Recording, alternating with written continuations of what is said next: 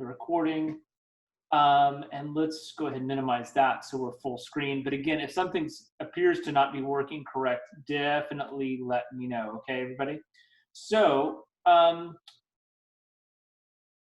this is the same scene that we've been working on, doing some of the demos. I've just stripped out a bunch of stuff so we could see the rest of the site a little bit easier. And what I want to get into first is a little bit about Entourage. So let's actually start. Well, actually, no, I'm going to start with lighting, actually, just glancing over my notes. Let's dive a little bit into lighting first.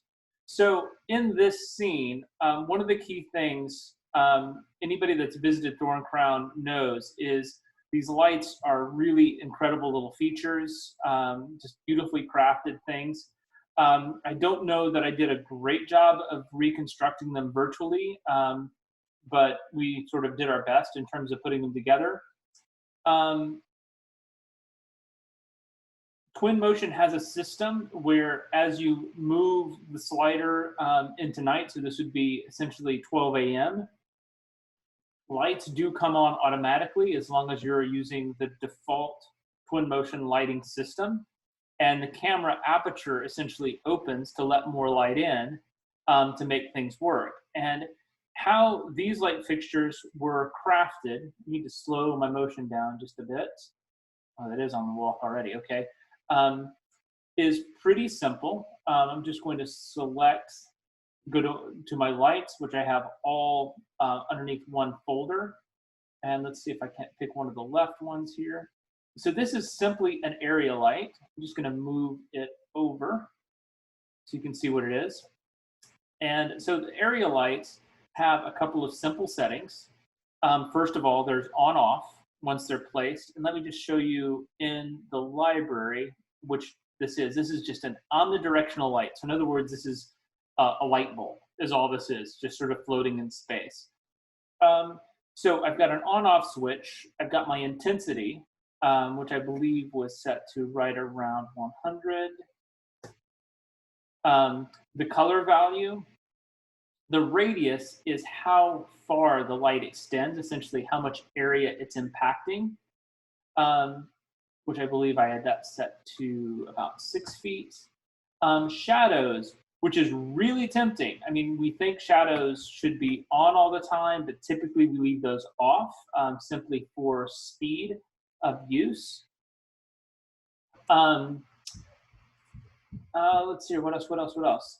Haze is simply the distance and fall off. Is it going to create, let's just turn it on and see. I'm gonna guess we won't see a lot for these smaller lights. But the idea with this is quite simply that by positioning them in place, or maybe I had the shadows on for these. Let's deselect and take a look. That essentially these create the lights for me. No, the shadows were definitely off. We'll leave it on for right now because when shadows are on, you get this extra visual noise quite often that you really don't want. You know, lights typically are a lot softer than a computer calculation is going to give you, you know, so these really harsh, contrasty pieces are usually things that we don't want in our renderings. So let me just go back to that, see if I can't select that and turn the shadows off and reduce that area down a bit so that it's only affecting the area around it immediately. So that's, you know, and if you notice, there are a whole different sets of different types of lights, from spotlights and so on and so forth. In the Twinmotion 2020 release, there are some volumetric light features that I haven't gotten into yet, and that's essentially when a light picks up dust particles, you know, so you can actually sort of see it, not unlike you would typically with a spotlight. There is one other type of lighting to work with in the software, though, and that's actually using a material as a light source. And I did want to cover that really quickly because it's a really sort of nice trick to do. So I'm just going to go to my objects and primitives and just slide in a box, and I'm going to scale that box down and in, and I'm just going to position it using the move tool, just over here, something like this. Not that Faye Jones would ever do something with sneaky lighting, but let's just say that if he did. So putting something like that in place as an object, there is a material set. If I go to materials, that are essentially neons. And they are going to basically just create a glow around an object. They aren't actually going to provide illumination, but they do a great job of faking the illumination of an object. So if you can see, this doesn't really impact anything around it, but what it does do is it creates that little bit of a glow that sometimes we want. And where that's in particularly nice is, again, when we have a fairly complex scene and we want those little halo effects around something, but without the render hit of having thousands of lights in the scene. So that material can become really handy to use when I want something to show up as a light, but not actually act as a light source due to scene complexity. Cool. So the next thing to look at are going to be people and cars. So let's set this at a little bit more of a daytime, and let's go to the outside. Because as I was putting this lesson together, I realized I hadn't done anything with cars or people yet specifically. I think I placed a few, but not a lot. So this is going to be completely ridiculous with cars, but it's a really important part of the software, especially if we have more of an urban scene, something like that. So as you scroll down through the system, again, after import, we have objects and context. So the first thing that we have, we've covered vegetation, paint, and scatter, but we really didn't open up the path tool at all. So the path tool lets you place characters, bicycles, custom paths, or if I want to animate my own objects moving around. It's a fairly simple tool right now, but it's pretty effective. But we want to look at these two in particular today.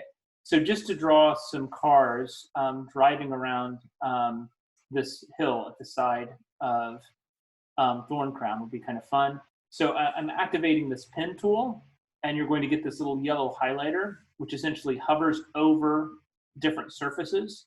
So I'm just going to draw a couple of clicks like that, and then tap the escape button to say that is good, and it's going to take just a second to populate that. And now I get cars driving. Pretty much that simple. I can change that to 2 lanes. So now we have cars side by side. We can move those lanes both directions. Let's send that back down to 1 lane for sure. I've got my density. So we can create a traffic jam if we want to, which looks even more unrealistic. Speed, and then which side of the road they're driving on, those kind of things. And all of this is a pretty simple system, but as I zoom in, I mean, it's doing some really remarkable things from somebody that's done animation for well over 20 years now. It's completely ridiculous that the wheels are turning correctly, that people are in the cars, that things just look right. It's so easy to have cars moving around when I've done this in Max or Lightwave or another piece of software where the cars seem really floaty. They're just not driving correctly. If you look right here in the terrain, they're actually moving over the terrain reasonably well, reasonably accurate. If the terrain is too harsh or doing something too extreme, you'll definitely see the cars dip in, over, and through, so you want to be really careful. Also, if you notice, the cars spawn and disappear at certain points. So as you're building these scenes, again, this works best in an urban scene, something like that. You always want to tuck these start and finish points around the side of a building or something that you're not going to see. A few well-placed trees, or even better is around a corner, so you don't sort of see those spawn points. We'll get a much, much better looking scene together. So let's do the same thing with people. I'm going to get rid of the cars. Should be the last thing on my list here. Vehicle path and delete. So let's go on up in And let's create a walking path for people. So really similar process to this. Context has character path. I'm going to select the pen tool, and then I'm just going to start this location, zoom out,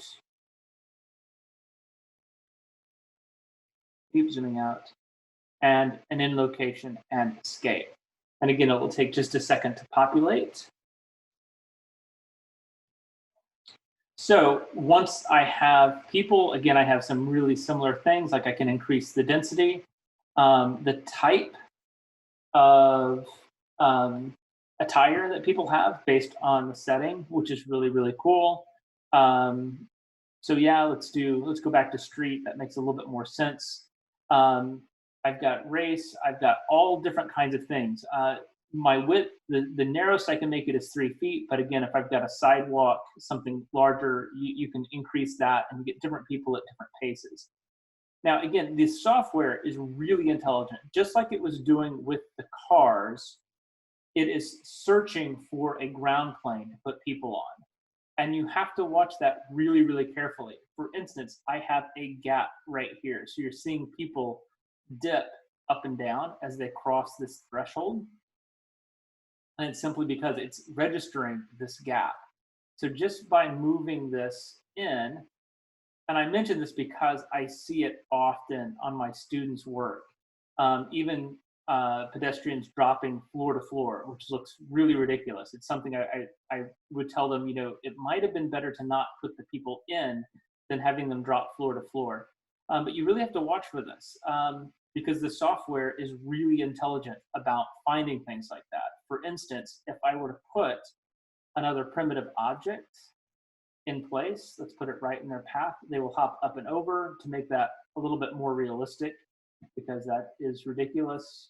I can scale this down and make a minor obstacle for them to walk over. And even though the path hasn't really changed, they're still going to step up and down. Not sure what that was. I got a warning message in Zoom there. They're still going to step up and down off of that object. Is everything still working okay on Zoom for everybody?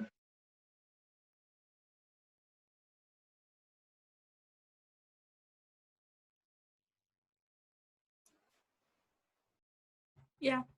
Okay, good. Thank you. It went silent there for a while, and I was getting really worried that I might have been talking for the last 10 minutes with absolutely nobody online at all. Okay, so that is some of the basics of doing Entourage with Path, but there's definitely one other piece. So I'm going to actually, because again, a scene like this, the start and stop spawn points are not so great for this kind of scene, right? So a better approach to use for something like this, just to delete that, would be character groups. So I'm going to go back to my library, my characters, and there is a group tool right here. So if I move on through to the inside,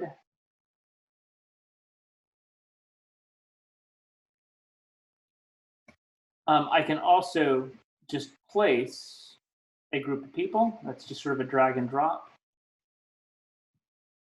And I can place people in a scene in these sort of clusters, which works really, really well for a scene like this. And so there's lots of different groups that you can do, different activities, including construction, things like that, which is actually seems goofy, but is really effective if we're talking about phasing, something like that, in terms of explaining how things are going to come together. And again, all of those things start to build this a little bit more towards a living, breathing kind of render, rather than just a still, something that actually has life. So there's one other thing that I was playing around with the other day that was also kind of fun, which is bringing in an ocean. So in that, there's actually a button for an ocean. It's under Effects, an ocean, and I can simply turn the ocean on and set up its height. And all of a sudden, this became kind of this really nice thing to see, like right here at night. I mean, I know that that's not what Faye designed for, but wow, if this was on the side of the water, it just does some really beautiful stuff. So I thought that would be kind of a fun way to do a virtual reality visualization in terms of looking at this. So I'm going to zip back to the inside here. And I'm going to hopefully do okay with the headset. And I'm going to set this back to daytime. And the first thing I'm going to look at and talk a little bit through is the headset itself, what I'm using. So at Drury, we were pretty early adopters of the Oculus Rift. We've been using it since DevKit 1. So I'm going to stop the share really quickly, and I'm actually going to go to my video and turn it back on. So the kit that we're using, so we went through DevKit 1 and DevKit 2. This is the first release of the Oculus Rift, the first commercial release. And I do have one thing that is especially relevant right now to mention, and that is, actually, there was one website that I was supposed to open that I didn't, called VR Covers.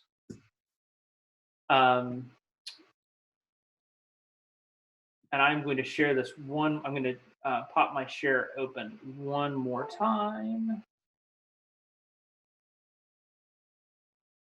Simply to show this website. So this is something we always use at Drury because, as you can imagine, students popping this thing on and off even before COVID. This was kind of terrifying to me. So these are simply, the one that we use is this one right here. And it's just a really, really little simple device that we can throw in the wash. I think we've got 4 or 5 of them floating around so that when we have kids working with this, they can put them on. It slides over the headpiece, and this one even slides around the back. We actually don't have any of the ones that slide around the back, but they provide just a little bit of extra protection. Anytime that you're working with a client, I would definitely kind of, I don't want to say make a show of it, but I would definitely say, hey, we'd like to show you this, and put one of those covers on so that they know that you know, you're doing your best to put them in a safe environment. Keep in mind, in working with this, with the client in VR, I would say about half of the clients that I've worked with don't want anything to do with it. They're just like, no, I'd really rather not. Half are completely into it. So you just have to gauge what they're doing. The big thing that you're getting out of using VR in terms of a communication tool is helping a client understand scale and space in a way that they're not going to with a 2-dimensional image. I will stand by what I've been saying about VR for a long time. It's a more powerful design tool than a communication tool.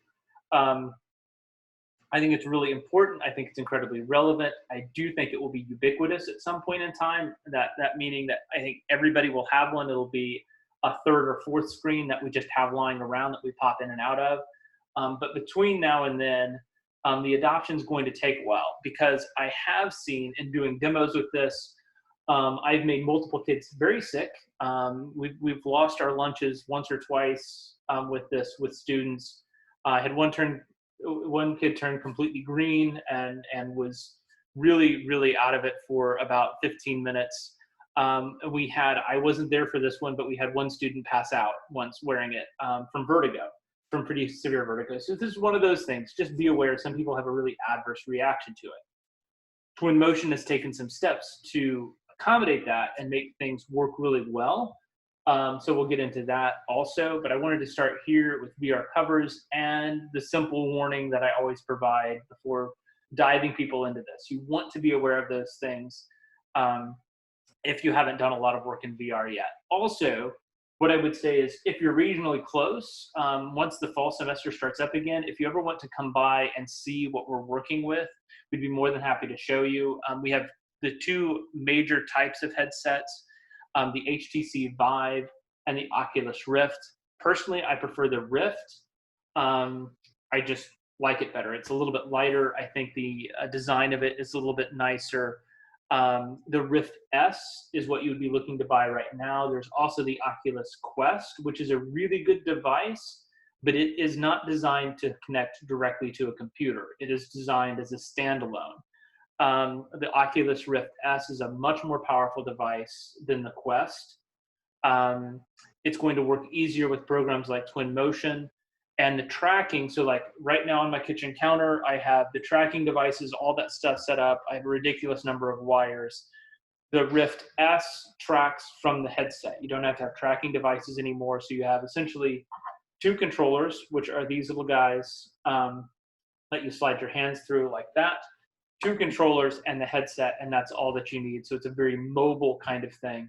And I am running this, it's also worth noting, I'm running this off of an Alienware, a 15-inch Alienware laptop, which right now would be right about the $1,500 price point. So there's really nothing incredibly special going on with it. So it's most laptops designed to run this are going to do a really good job of it. Notes. Let me go back to sharing my screen. Okay, so in terms of starting up, let me minimize that as well. In terms of starting this up, it's really important that you actually start all of the hardware first, okay? So when I go to run, if I'm doing something in VR with Twinmotion, before I start Twinmotion, for me, I am starting the Oculus software. So does everybody, can I get just a quick, yes, it's showing up. The Oculus software should be on everybody's screen now. Yeah, it's showing up. Perfect, thank you, Jacob. So inside of the Oculus software, this basically is managing the device, it's managing the drivers, it's managing all of the software directly related to Oculus. There's one really important setting that you're going to need to change. The Vive, the HTC Vive is going to run through Steam VR, which is a little bit more open than Oculus in terms of how things work. So it's a little bit, in some ways, it's a little bit easier to work with. But again, Oculus has always worked really well for me, so I've been really happy with it. So the 2 things to look at, underneath settings and oh, gee, I believe it was under general. Yeah, general. Very first thing on the list is allow apps that have not been used or reviewed by Oculus to run. This is turned off by default. This is one of those things that you need to turn on so that Twinmotion can access your hardware. Okay, if it's turned off, it's essentially not going to see it. It's only, the Rift is only going to run published software through Oculus. And essentially, you're acting as a publisher when you're using Twinmotion. So you need to make sure that that is, in fact, in the on position, allowing apps that have not been reviewed to run. Next, under devices, and I would anticipate this change at some point in time, but if I go to the overall settings, which is the Oculus Rift and Touch, and left click here, I'm going to see a few important things under device. I believe it's set floor position. Yeah, so if you notice, right now, I have my height set at 1 foot, and it is set at 1 foot because I can't do 0. What is happening in Twinmotion is saying the height, the eye height for VR is 5 feet 4 inches. In VR and Twinmotion, you cannot fly around like you can when you're looking at a 2-dimensional screen. This is going to lock you to the ground plane, and you are essentially going to teleport from location to location. This prevents, or at least helps prevent, motion sickness, which is super important. I mean, VR, if you've gotten motion sickness in VR before, you know how bad it can be. I've done both. I've done where I can navigate around by walking, and I have done the teleporting. It's really fun and exciting to walk around in VR, but what I will tell you is, as somebody who has pretty good VR legs, I've done a lot of work in it, every now and then it gets me, and it is like getting seasickness without getting seasickness. And the basics of that are, your eyes are pretty convinced that you're moving. Your inner ear, which controls your balance, is pretty convinced that you are not moving. Those two things get in a fight and you get sick. And it can happen pretty quickly. So the teleporting system in Twinmotion really is what you want to be using. I haven't had any adverse reactions to that at all, unless somebody was sort of predisposed to having an adverse reaction to VR. So what happens is in Twinmotion, it's saying your height is 5'4", but before it gets that information, Oculus is also telling the hardware that you are 5'4", so you end up at 10 foot 8 inches tall. So what I've done is I've gone in and told Oculus that I'm only 1 foot tall. I would make that 0 if I could, but it won't let you. So essentially, this is going to put the eye height at approximately 6'4" in Twinmotion, which is a little higher than I would like it to be, but it is much more realistic than dropping into a scene at 10 feet 8 inches. So it's one of those things to look for. We haven't seen the same problem with the HTC Vive, but I also haven't used the Vive in 2020 yet. So this is yeah, I would call it a bug. Right now, I would call it a bug. So you might not have to do this in future releases, but it is an absolute must for right now. So I'm going to go back out of this. So starting up the Oculus software first, I'm making sure that everything is connected, and then I'm launching Twinmotion. So I'm always doing this first, Twinmotion second. Essentially, that allows Twinmotion to pick up all the devices. So then when I'm in Twin, let's go ahead and open that up. I can navigate to an approximate starting point. And do keep in mind, I've done this to somebody on accident before. If I start like this as a starting point, it is kind of terrifying when somebody first puts on a VR headset, because they will feel like they are 20 feet above ground, which is not good. Another piece of software that we used to use, actually, if you were above a certain height, put you in a little cherry picker by default. So you had a handrail around you to prevent that effect from happening. So I'm going to sort of get this to an approximate eye height, collapse this, and then to switch to VR mode, it's underneath the eye, and there is a VR button right here. And as long as everything's been up first and Twinmotion has found all the hardware, you essentially have a little VR button. And this sends you immediately into VR. So I'm hoping that once I put the headset on and it activates the headset, that we can start to see. Does everybody have that on screen now? Yep.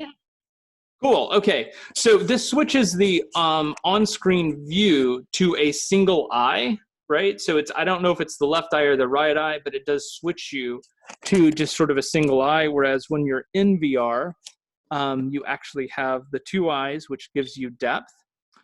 The navigation system, you kind of feel like you have this fishing pole in your hand, but essentially this gives you the teleportation icon. And a really nice thing about how this works is as I roll my wrist over with the controller, it actually, when I land, it can tell me which direction that I'm going to look. So if I want to move into just before the doorway, I can basically put my teleportation icon there. I click the trigger button underneath the controller, and I'm now in a new location. So I have all of that. If I want to go to the other side of the door and be facing the other way, I can simply roll my wrist over and then left click on that, and I'll come in standing looking the other direction. So Twinmotion has a bunch of features while you're in VR. The first one to note is underneath settings. The default on the quality is typically going to be ultra. And if I shift to that, it is nicer. I have better shadows, all of those kind of things. But if I look around, my frame rate, and I don't know how well this communicates via Zoom where the frame rate is already bad, but this is really choppy and already sort of disorienting and kind of gross. If you're not running at about 90 frames per second, you get a little bit of virtual lag and things are just not good. It can get really disorienting really, really quickly. So typically with my laptop, medium works great. as a setting. Low, you know, you just start to really lose quality really fast. Medium, I still get shade and shadow. Things still look really, really nice. And it is super, super smooth. So going back to that, the main thing that I would say is like when you first launch this, if you haven't done it yet, Ultra is going to be the default. And I really haven't seen Ultra work on any computer that I've done this on yet, even some of the really high-end ones that we have lying around the building. So medium is a really good starting point for what you're going to do with VR. Next, the navigation system under settings, that's simply a guide. English 24-hour timestamp is what we do want, and then you can toggle between left-handed or right-handed preference with the controllers. To the floor simply drops my icon to the floor, which is interesting because this puts me closer to that 1 foot mark. Not quite, but closer to it. But then as soon as I click to navigate, it sends me back up to that, again, about that 6'4" eye height. Weather. So while I'm in, first thing that I can do is I can control the time of day, which is really nice. You know, so as I'm working through this, I can change the time of day automatically, see what impacts are making. I've got my month, which clicking on that, I can just select which month. So if I'm doing a shadow study, I can bring that around. Weather is also pretty slick. You know, so again, I haven't set up any parameters for how weather would work here. So if I set this to rain, it is going to start raining inside of the building. But there's a lot of interesting things I can do with that. Let me just set that back to default. And then season simply lets me set what time of year it is, which is pretty cool, especially in terms of how this handles trees, things like that. Materials. This is something I don't use a lot because I would rather look at materials more in a two-dimensional place. But the full suite of default materials in Twinmotion are available. You know, so if I wanted to come in and do a tile floor,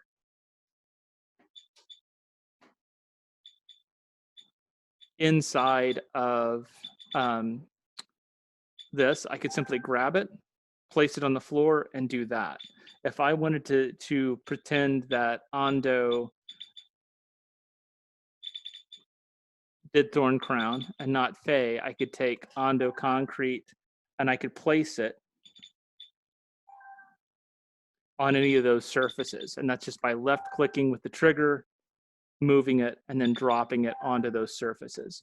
So there's a full suite of, wow, this is terrible. I need to undo all of this. So there's a full suite of tools to start sort of manipulating these inside of VR. Again, it's not really my cup of tea. I would rather be doing those things in a 2D view, but it's really nice that it's available. I'm not sure how I feel about giving that kind of control over to a client. That's something to work through, right? I don't worry about that as much because usually I'm dealing with students on this. You can snap to pretty much any surface. So like if I want to see Felix the cat, I can come right up on top of this rock and right there. And it's also worth noting, I'm going to try and do this without falling, that anytime that I'm in front of my tracking system, I can actually get a full range of motion in. So like I can kneel down and get really close to the cat, or I can stand up. We have one of our rooms set up in HSA is set up so that we can walk around about 10 feet in every direction, and it's going to track that. So I can actually walk and it's going to track my location as I move around. So I don't only have to use teleportation. We're anticipating really when the honest to goodness Gen 2 VR devices come out, we're anticipating this to be much more wireless in its approach. So I won't necessarily be tethered with an HDMI cable, but I'll be able to move anywhere I want to and have that track. And then it's just an issue of setting up your safety barriers in whatever room that you're in both physical safety barriers and then a virtual barrier. So as you get close to a wall or something like that, it flashes a short warning for you.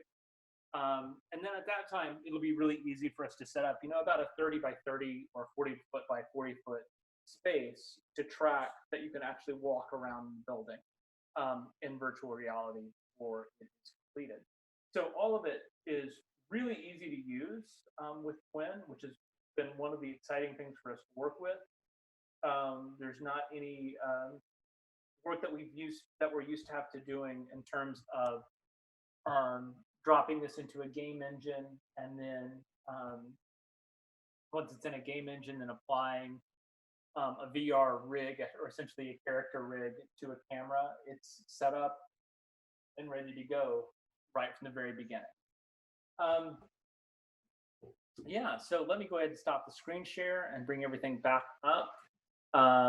And probably go ahead and stop the recording now too. I think that's the key part of the lesson completed. But happy to take